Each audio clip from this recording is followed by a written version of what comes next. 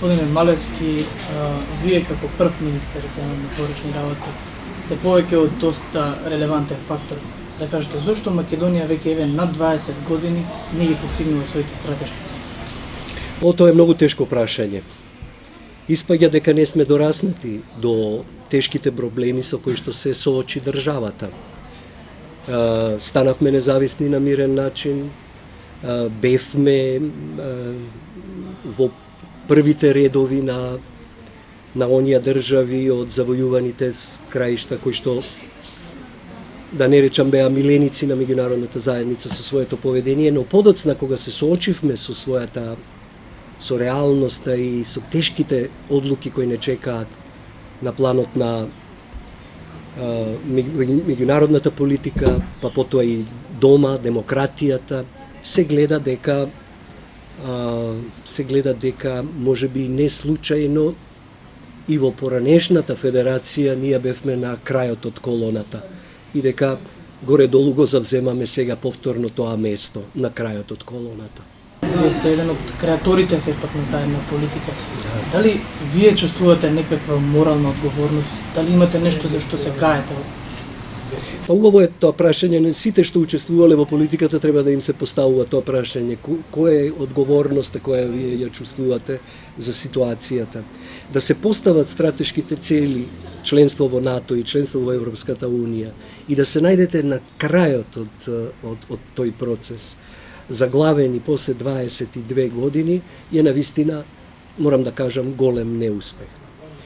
Еден од проблемите што не успеавме 20 години да го консолидираме демократскиот систем на Македонија, низ кој што на еден цивилизиран човечки начин би можеле да ги соочиме различните видувања за иднината на нашата земја. Значи, она што го гледаме и што сме сведоци последниве 22 години е дека една гарнитура работи на подривање на друга гарнитура, на завземање на власта, па потоа на држење на власта колку што може, и тука се исцрпува целата енергија на македонските политичари, не знаејќи да запрат, не создаваат амбиент во кој што можат да се постават теми од типот проблемот со Грција и со другите соседи, проблемите на домашната демократија или економија.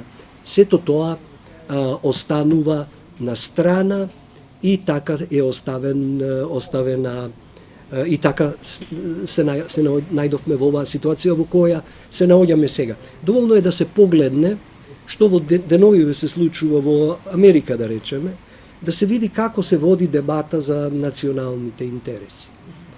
Никој не се јавува во улога на узурпатор на вистината или на моќта, туку оставаат отворено да се дебатира, се разбира секој потоа ќе постапи согласно уставните компетенции, Конгресот, американскиот председател. Ние никогаш во Македонија не сме имале дебата, човечка, цивилизирана дебата. Јас поднесов оставка од позицијата министер за надворешни работи, залагајќи се за решение на проблемот со Грција, кој беше третирано како предавство дома, во еден исцрпувачки маратонски собир на парламентот, нели? Кај што физички стануваше неиздржливо да се бориш со толку луѓе.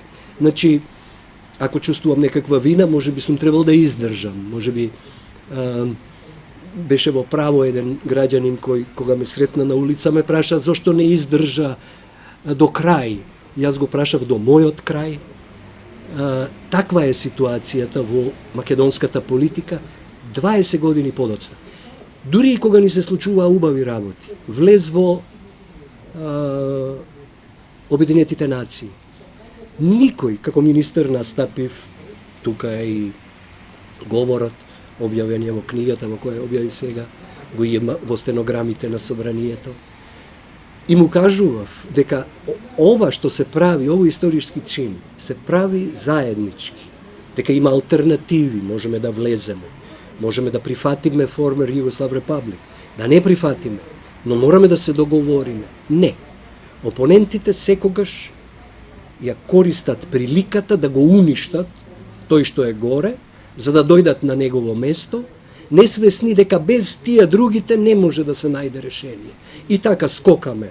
Хоп, хоп, колку веќе изборни мандати се менуваат елитите и не успеваме да запреме и да почнеме еден цивилизиран диалог за интересите на државата. А добро, само во неколку зборови на кратко, можете ли да не кажете, гледајќи ја сега политичката сцена, на повидок е некаков напредок или не? Не, нема никаков напредок да има. Бидејќи политичкиот процес во Македонија е повреден. Тој не може да произведе ништо. Еве, замислете ситуација, доаѓа Нимиц со најповолен предлог за Македонија. Тој предлог мора да помине низ институциите. Во која состојба се нашите институции? Нашиот парламент, јавноста, наострена, исплашена. Состојбите во владата, каде што едниот партнер се залага за едно, другиот за друго. Отсуство на диалог. Настаното 24-ти, зар е тоа диалог? И сите тие работи покажуваат нешто што набрзо ќе ни стане многу јасно и што може би е доброто во сето ова зло. А тоа е дека без да создадеме еден пристоен, цивилизиран разговор во институциите, каде што никој нема да биде етикетиран како предавник за било што ќе сака да го аргументира, без таква дебата, демократска, нема решенија за македонските проблеми, за овие, особено за овој врзан за нашите односи со соседите.